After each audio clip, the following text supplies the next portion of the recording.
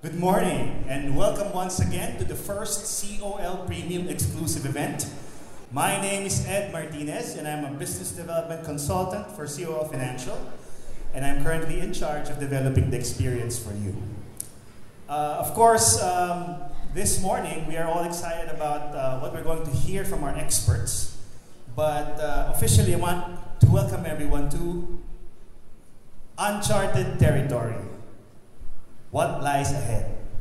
So of course, we've had record-breaking GDP, I think last week or last Thursday. And also, the markets have been so excited about it. And it boggles me a bit that when I meet people around, instead of being happy or ecstatic, they're concerned. Ba't ganon? Ba't ang taas ng GDP? Ba't ang taas ng market? So aren't you supposed to be happy, right? Right? Diba? All right, so in COL, it's our mission to ensure that our services remain relevant to you. That we offer you the right type of service as you grow wealthier with us.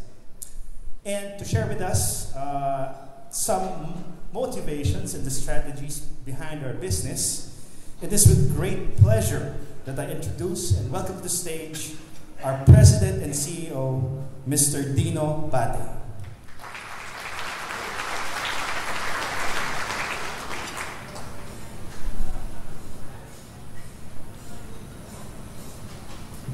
Okay, good morning everyone, and welcome to the Shangri-La. Okay, I suspect that many of you are here today and you have one question in your mind. I think the question everybody wants to ask is, what exactly do I do next? For most of you who have been investing in the stock market for about a year or so now, your stock portfolio must be doing very well. And I'm sure you still have uninvested cash. You don't know if you should buy more, given how the long-term market sentiment indicators remain positive and inspire confidence. While the short-term indicators continue to be elevated, in the Philippine stock market it looks fully valued. It's easy to want to just take profits, if only so you don't have to manage this volatility. Today, April and Juanes have the daunting task again of explaining how best to navigate this market as it attempts to breach new highs driven by erratic flows that challenge even the most seasoned investors. We're also fortunate to have Marvin with us today, our in-house fund expert. He'll talk about how to build your portfolio as it aligns with your long-term targets and how to manage it without taking unnecessary risks. We at COL really believe that staying invested in the stock market is the way to secure your future. Whereas buying stocks directly or investing in index mutual funds, or both. The stock market has and will always be the best place to put your money at work. In addition, investing is an indication of your confidence and trust in the long-term prospects of this country, our economy, and the companies that drive it. I believe that's something that we all share today, the belief that our future remains promising, regardless of how turbulent it can be in the short term. However, with the market fickle and volatile, some of you will feel nervous and concerned. You may be tempted to take your money out of the market. If you feel this way, you may be taking too much risk in your portfolio. What we recommend you to do instead is to revisit your portfolios. See if your asset allocation makes sense. Make sure that you're not too heavily invested in a single stock or a particular industry or overexposed in one single asset. You also need to think about the kind of risk that you're willing to take in the stock market both emotionally and mentally. As investors, we all know the market will test us sometimes. How we respond could be the difference of a successful investing or a setback. We hope that today's program will guide you through the challenges of this market. And I'd like to thank you again for being here. And once more, welcome to COL's Mid-Year Market Briefing. Thank you.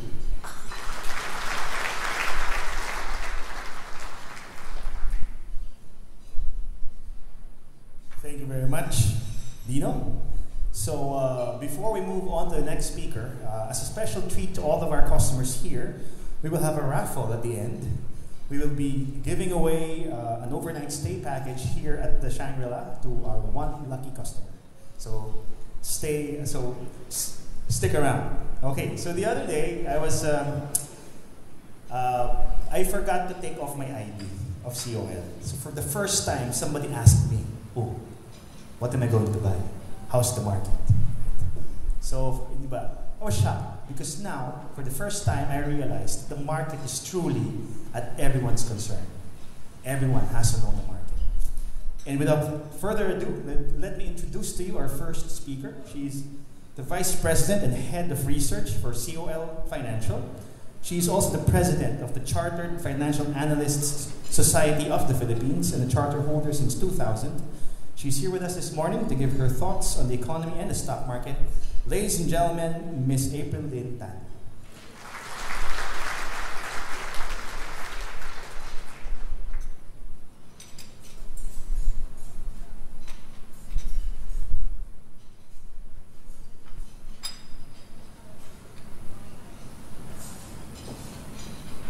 Good morning, everyone, and thank you for attending our mid-year market briefing. Uncharted territories.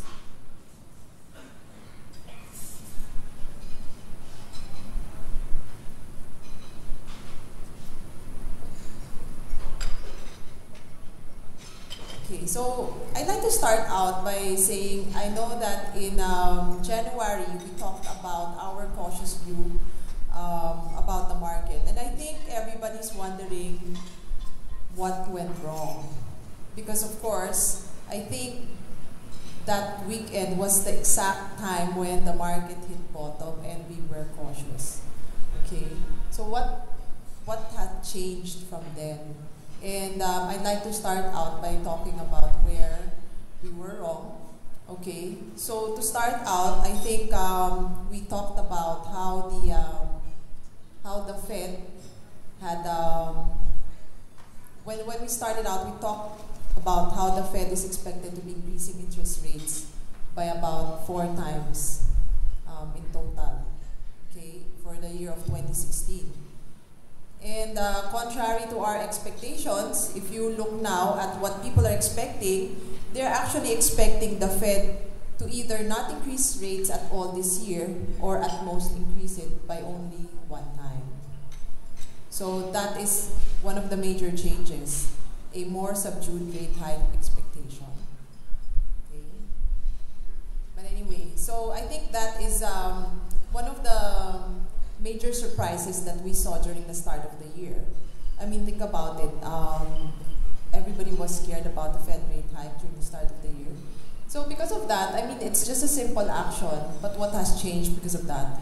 First of all, I know that during the start of the year, people were anticipating, for example, for the peso to weaken by as much as to be at the 50 peso to the dollar level right now.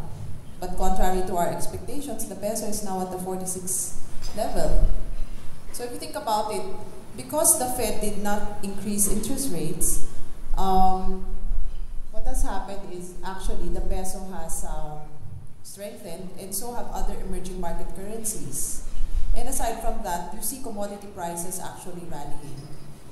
And during the start of the year, we talked about how economic conditions in other countries are deteriorating because of the weak currency and also the falling commodity prices. But of course, contrary to our expectations, it did not materialize. And because of that, emerging market equities actually rallied. Because at that point in time, we were already highlighting how the market was already cheap. But we were anticipating it to become cheaper, which is why we had recommended that you follow a peso cost averaging strategy to enable you to buy more at a cheaper price.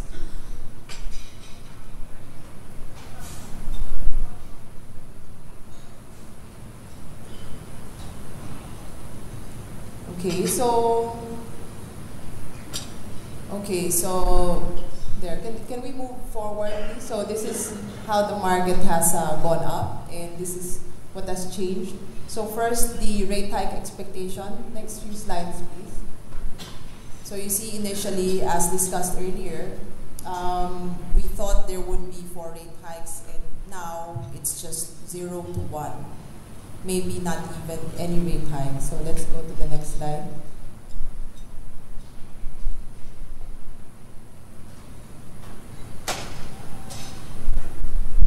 Okay, so as you can see there, how the commodity price index has rallied by 11% from the low, and how emerging market currencies, not only the peso, has rallied by around 9.6%. Okay, so that means a lot of difference for countries who are very dependent on exporting commodities. No? I mean, think of Saudi Arabia, okay? Think of Brazil. So countries, emerging market countries are really benefiting from what has happened, okay? And for the Philippines, actually, remember we talked about how we were concerned that OFW remittances would weaken and how that would impact our economic growth. But surprisingly, the first and second quarters were really very strong. If you look at the GDP growth for the first quarter, it's actually 6.9. Second quarter is 7%. And if you look at the breakdown, everything was strong across the board, be it consumer spending, government spending, investment spending. So everything was very strong, surprising everybody. And again, if you look at remittances, for the first 6 months, you will notice that it was only in March that remittances have actually weakened. All other months, we saw a growth in remittances, bucking the trend and surprising everybody who was bracing for a weakness in remittances given our huge dependence on the Middle East. Okay, and of course, people were also talking about the elections, how nobody knew who was going to win. Start of the year, then all of a sudden we have Rodrigo Duterte winning the election. And of course, I think at the end of it, what was quite clear was that he had a wide margin and it was a peaceful election and people had accepted. And even the candidates graciously accepted defeat and recognized Duterte as the chosen president of the country.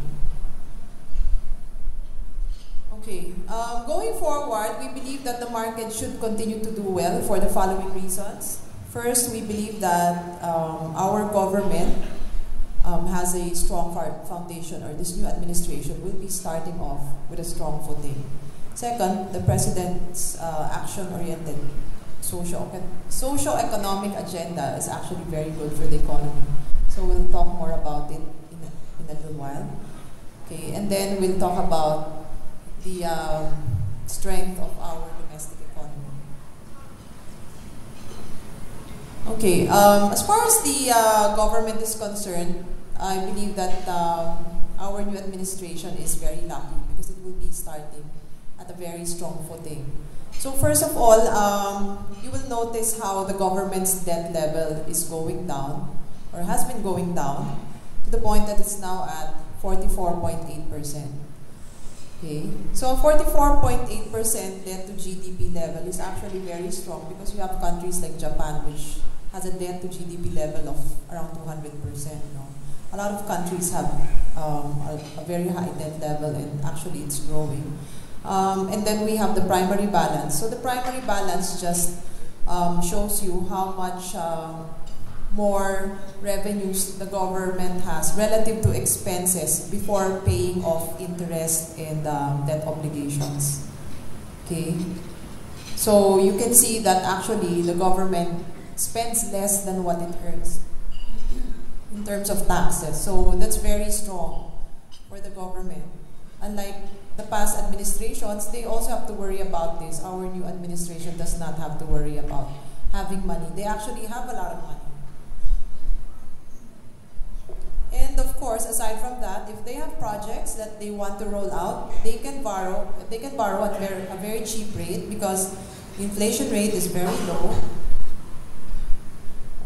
And interest rates are also very low. One of the reasons why this is so is because, remember, during the past 6 years, we enjoyed 10 ratings upgrades. So we are now investment grade rating. And because of that, we can actually borrow at a very cheap rate. And aside from that, we have other countries that are worried about their forex position, their exchange rate, whether or not it would weaken. And you know how it is. When the peso is weakening, or the local currency is weakening, the country would have to increase interest rates. But for the Philippines, that is actually not a concern, as showed here in the current account to GDP ratio. So the current account to GDP just measures how much dollars, whether it's positive or negative, relative to the size of GDP. And you want it to always be above 0. Okay, so how should we think about the Duterte administration? And what was the role of the Aquino administration? So, in a nutshell, if you think of the Aquino administration, it was more like it was the administration that laid the foundations to create the plans. That was actually good, if you think about it. That was the reason why, when the Aquino administration came in, although you might criticize that not much was done, at least confidence improved. A lot more investors came in, and of course our ratings, our credit ratings improved significantly. As far as the Duterte administration is concerned, I think what they will do is they will convert these plans, refine them further to take into consideration what the weaknesses are, what the criticisms are, and to execute these plans properly. And then finally, going forward, hopefully, we will enjoy a virtuous cycle for the economy. So why are we excited about the new administration? We believe that they have an action-oriented socio-economic agenda. Okay, so they recently came out with their 10-point economic agenda. So these would be the first 6. So the first 6 are more focused on economic actions. Okay, for me, the most exciting parts are, number 1, continue and maintain the macroeconomic policies of the Aquino administration. Number 3, ensure attractiveness of the Philippines to FDIs by addressing the restrictive economic provisions in the Constitution and our laws in enhancing competitiveness and ease of doing business in our economy. And then accelerating infrastructure spending to account for 5% of GDP with PPPs playing a key role. So for me, those 3 are the most important. Number 1 is very important because remember, before President Duterte was elected, people were worried about how he is not an administration candidate and whether or not he will continue on with the reforms of the past president's administration. So for me, at least, he has already said that he will continue on with it. Okay, so I'll talk more about the others. Okay, so the second one a while ago was about tax cuts. I think this one is a little bit controversial because, of course, if the government is a populist, or if the president is populist, it will mean that expenses will go up and revenues will go down. Okay, so they're talking about how they would want to cut the corporate tax rate from 30% to 25%, how they would reduce the personal income tax from 32 to and update income tax bracket. So of course with that you would get less revenues. However, I think we should also take into consideration the plans to generate revenues. Okay, plans to generate revenues include increasing the VAT rate from 12 to 14%, removing some VAT exemptions, increasing excise taxes on petroleum products, and rationalizing tax incentives given away to investors. The point here is total additional revenues to be generated by these measures would reach 299 billion versus the cost of the tax cuts of 222 billion. So that should not be a worry given that the government seems to be knowing what it's doing. It's not just going to cut taxes without any offsetting measures, which would be negative for the economy. Okay, so what are the concrete steps identified as far as the economic plan is concerned? Okay, we hear about the approval of business limits, business permits within 3 days versus months and years. There's also, of course, the move to eliminate corruption in government. And number 3, refraining from changing and bending the rules of government contracts, transactions and projects already approved and waiting implementation. Okay. Then the government also talked about increasing the foreign ownership limit from 40% to 70% on some businesses. Not all, but at least some businesses. So we know how it is, like you have a lot of capital-intensive businesses that have encountered difficulties of rolling out because, of course, lack of capital of the local investors. No? But then again, if the foreign investor comes in, his ownership is limited to 40%. Of course, it is a very unattractive proposition if he were to come out with the money, but his ownership is only 40%. He does not have control. Okay, and relaxing the list of economic activities and investment areas reserved to Filipinos and open to foreigners. Okay, accelerating the infrastructure spending. I'm sure you all have heard how the government plans to increase infrastructure spending, and I just like to point out how important infrastructure spending is. Based on the World Economic Forum Global Competitiveness Index, you can see how our overall ranking has improved by 40 ranks from 09-010 to 2015-2016. However, if you look at the infrastructure measure, our rank has only improved by 8 ranks. So we believe that, you know, if the government actually does something to improve the infrastructure, our ranking, overall ranking in this competitiveness index will actually increase even more significantly. Okay, it's a low-hanging fruit, you know. So one of the things that they can do is actually roll out the PPPs more aggressively. Okay, so of course they boldly talk about how they will be rolling out 17 projects in 18 months versus only 12 projects in 6 years for the previous administration. And I believe that in some ways that this is actually possible, very possible, given that there are already 14 projects in the bidding stages. Okay, so remember when President Aquino first came into power, he talked about PPPs. The problem was there was no framework to speak of, no projects. So they didn't even know how to go about it. But now, President Duterte will be inheriting a rich pipeline of projects that he can immediately roll out and bid out. Okay? So aside from the 14 projects, he will have 5 projects that are up for NEDA approval. So at least, diba, marami nang nakasala. Okay, and the government said it plans to refine the process further such that approval time from project proposal to award of contract will be shortened to 18 to 20 months from an average of 29 months during the past administration. Okay, so the last 4 agenda would be more focused on our population, on developing the population. giving them social safety nets, helping them in education, providing jobs. And I believe that this is also very important, given that, again, let's talk about how we are now entering the demographic window. Okay, that is actually one of our greatest strengths. But of course, for us to be able to capitalize on this strength, we have to make sure that we will have a very productive population.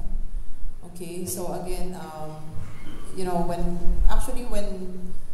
when I go out to other countries and I talk about the Philippines, and you know, when I show this slide to investors, you know, half of the argument is already finished, because demographics is something that you cannot change, you cannot combat. It's a very powerful driver for economic growth.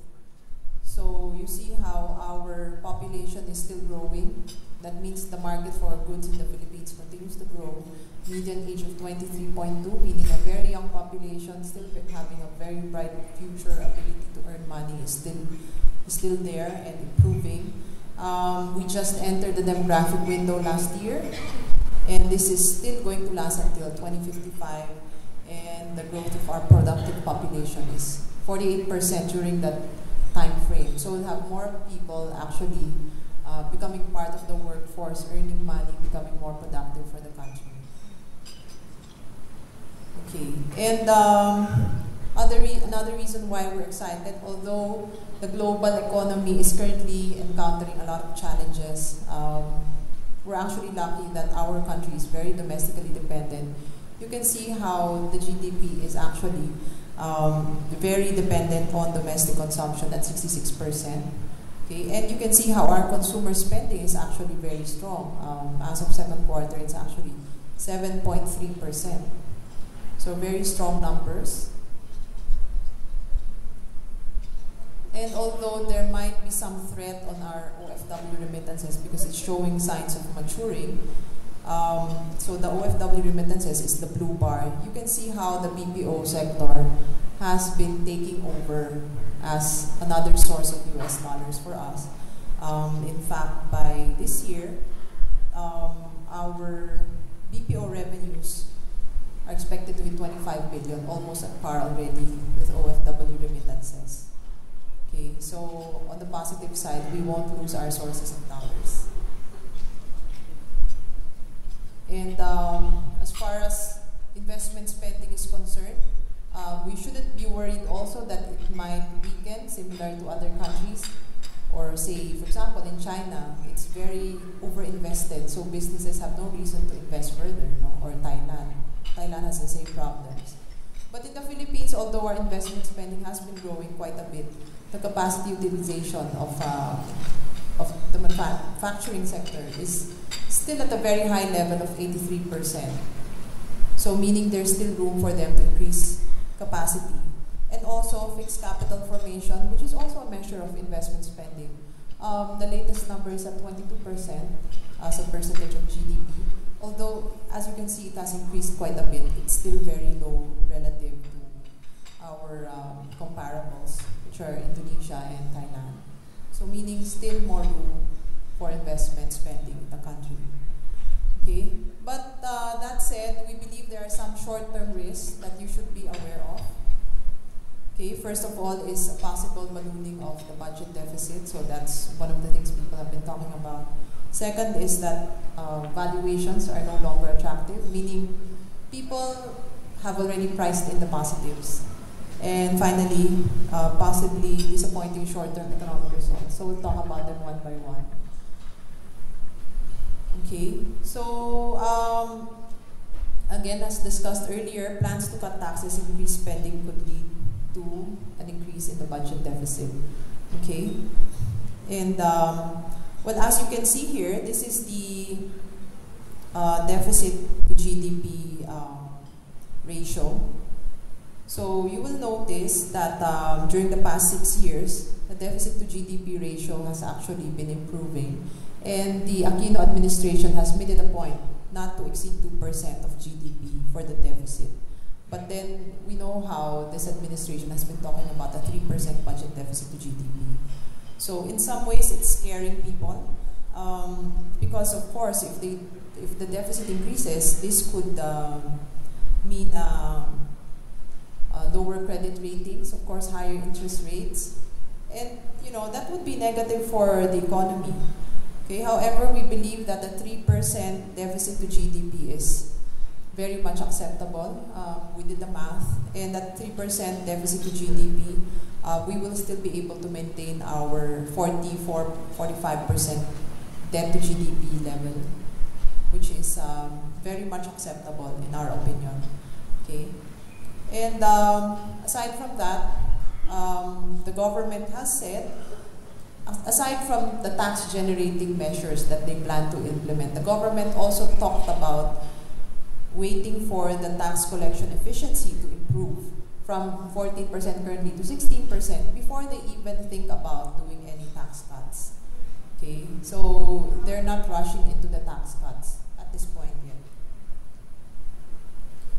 Okay, and then valuations. We believe in some ways the positives are already priced in. People have been very excited after the elections, and you notice how the market has rallied after the election of President Duterte. So we did the PE band for the PSEI, and you will notice how we are trading already at the upper end of the 10-year band.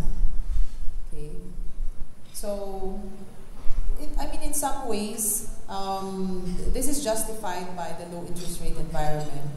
But still, I think we are fairly valued. I don't think we are cheap at this point. We believe that we are fairly valued. And we computed a 2017 target. Our target is 8,400. So right now we're trading at around 7.9. So up to end 2017, 8.4. You might say that the upside is not very substantial. It's a bit thin. Okay. I believe at this point it's a bit tricky because companies have to deliver rapid earnings growth to continue justifying even higher levels. Otherwise, if they disappoint, think about how PLDT and how URC have disappointed the market with their second quarter earnings and how they were punished, how share prices have fallen. So we are at this point where disappointing earnings, well, the market will not be forgiving of companies that deliver disappointing earnings. But if they deliver inline results, the market kind of just ignores it, even if it's double digit, because the market is already pricing in very strong earnings growth at this point. And of course, there's this growing risk of share placements. If the market is expensive, that is really what happens. So during the past 4 months, we had 4 companies that did share placements. So total value of share placements is at 24.3 billion pesos. Okay, and possibly in the short term, there could be some disappointing economic results. So this is just to point out that usually during the first 6 months of a new administration, they slow down on government spending. Okay, this is of course because you're transitioning to a new government. You're checking the old projects, the new secretaries are getting their feet wet. It will take time. Even though the government came out with very exciting plans, it's quite difficult for them to be able to roll it out immediately. Okay, but that said, okay, even though there could be some short-term headwinds, I'd like to also point out that any significant decline should not be expected in the short term.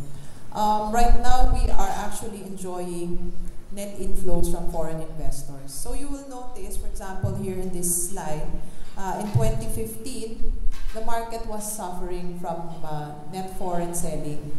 And total net foreign selling up to February of this year was 112 billion pesos. Although we're enjoying net foreign buying at this point, total net foreign buying is only 57 billion pesos. So kulang pa, hindi pa sila nakakabalik, the foreigners. And right now, the Philippines is actually, well, it may seem very expensive for us relative to the past 10 years, but for foreigners who are suffering from negative interest rates and weakening currencies, they don't care. They still feel like the Philippines is still a cheap market, plus are very attractive macro fundamentals. They still want to come in and get a piece of the action because of our very attractive outlook. So don't expect significant declines. Okay, and corrections are opportunities to buy in the market. Okay, so here, well, nabura yung ano ko, but if you look at the first one, the end of the Pinoy honeymoon period in 2011, you will notice how the market moved sideways for 1 year. If you recall, in 2011 kasi, di ba in 2010, people were all very excited about Pinoy, and when he did his persona, he talked about the PPP program. And people were, you know, really waiting for the PPP program to kick in and how government would now increase infrastructure spending, etc., etc. And then when the first GDP result came out, I still remember that it was actually so much weaker than expected. Government never increased spending on infrastructure. Government spending was actually down. So people were disappointed.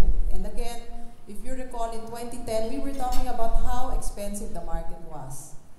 So it moved sideways for 1 year, but after that, recall to how the market was strong in 2012 and 2013.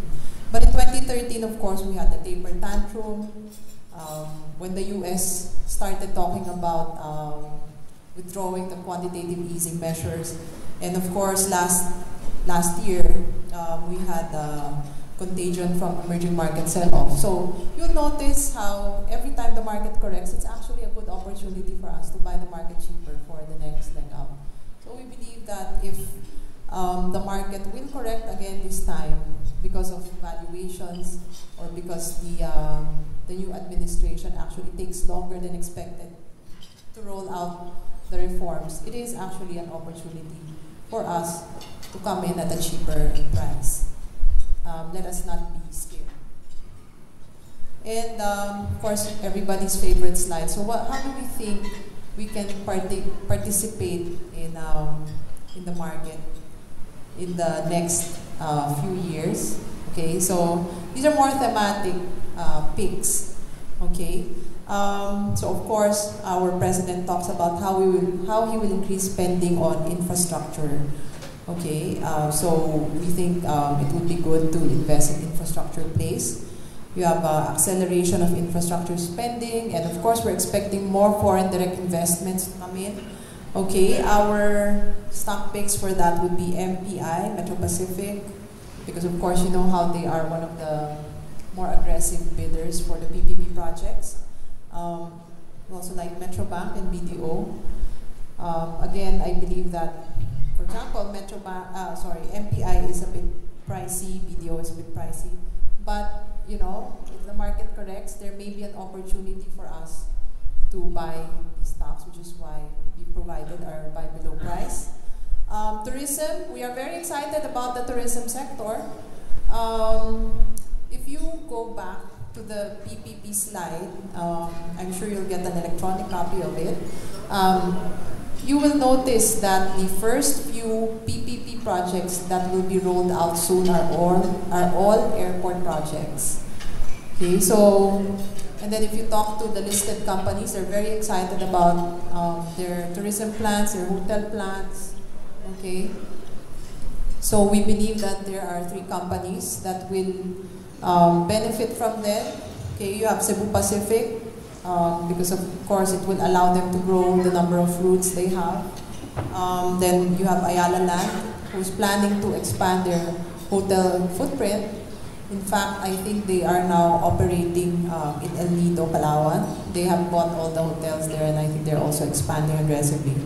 And you have Robinson's Land, which is also rolling out a lot of hotels in the provincial areas. For the consumer sector, of course, still very positive because of demographics. And also, if this administration does eventually implement the tax cuts, they would be the beneficiaries. They will also benefit from improvement of social protection programs. Okay, our favorites are SM, DNL, CNPF, and CIC. Okay, so again, SM, everybody knows SM, and we're also very excited about how they will be injecting the other retail brands into the SM company. Okay, DNL still very excited about them supplying raw materials to a lot of the consumer companies. CNPF is the parent company of Century Tuna. They're also positioning themselves to capitalize on the growing affluence of Filipinos and the trend for health and wellness through their coconut exporting business.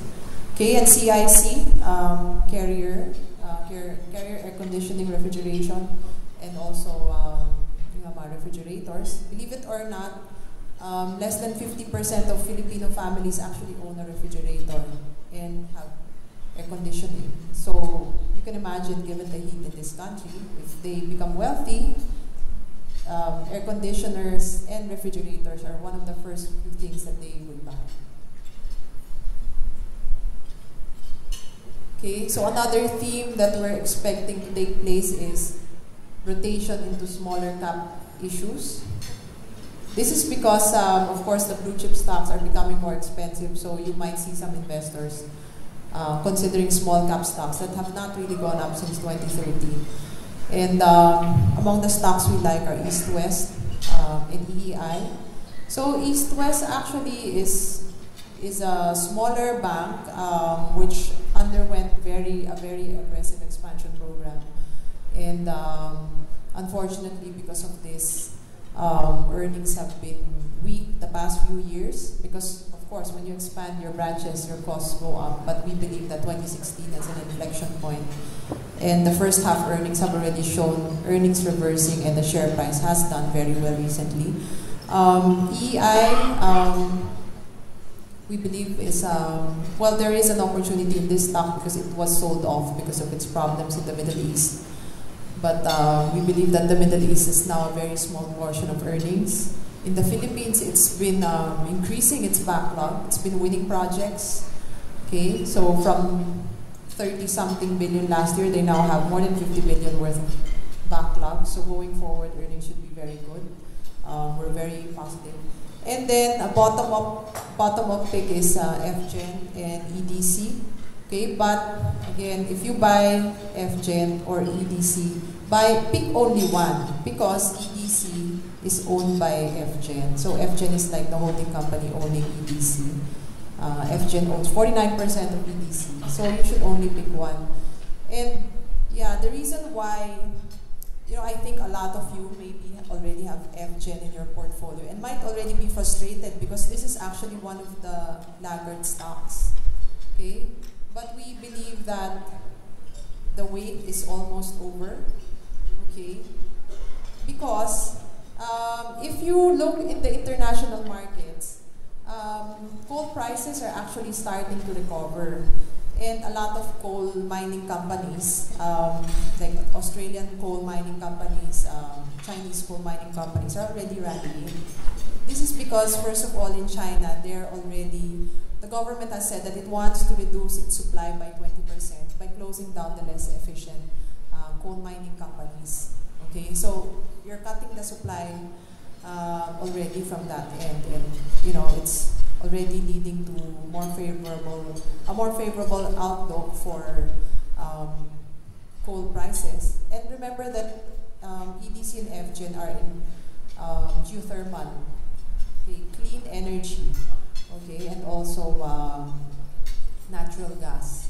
So the problem in the past was that the price of electricity has gone down because coal prices have gone down. So if you're a coal power plant, you can afford to sell your power at a lower cost. But if coal prices go up, you also need to increase your prices to reflect higher coal prices. So this should benefit EDC and FirstGen eventually, enabling them to sell their electricity at a higher price.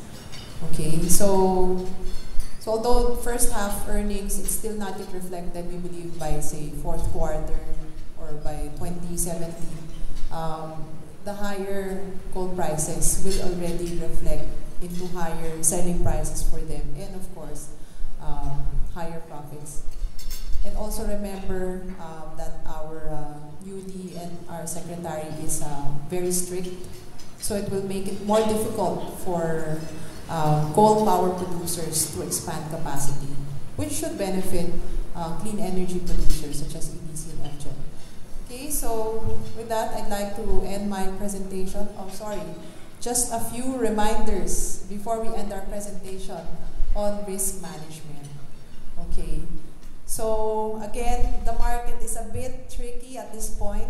We're not at the start of the cycle. Remember, we're at the middle of the cycle. So when you invest today, have a long-term view. Trading or active, expecting to make a quick buck when you buy a stock today might be difficult. So when you buy, please have a long-term view. Okay, peso cost averaging might actually be the best strategy because we don't know when the markets will correct or when it will go up. But by adopting a peso cost averaging strategy, it may improve your average cost. And again, to remind you, corrections are opportunities to buy the market. Please do not forget this. When the market's correct, please do not be afraid. It is an opportunity. And finally, diversify. Don't make concentrated bets at this point. So many things are happening. And of course, the market is already pricing in all the positives. So you don't want to be invested in a stock and all of a sudden it gets sold down because of some surprise development or, again, some share placements. So you can do this by buying a portfolio of stocks with maybe 5 to 10 stocks in them, or you could do a mix of index funds and some stocks, or do a pure index fund strategy. So these are some ways by which we can diversify, and I think our next few speakers will be talking about this. So with that, thank you very much and have a pleasant morning.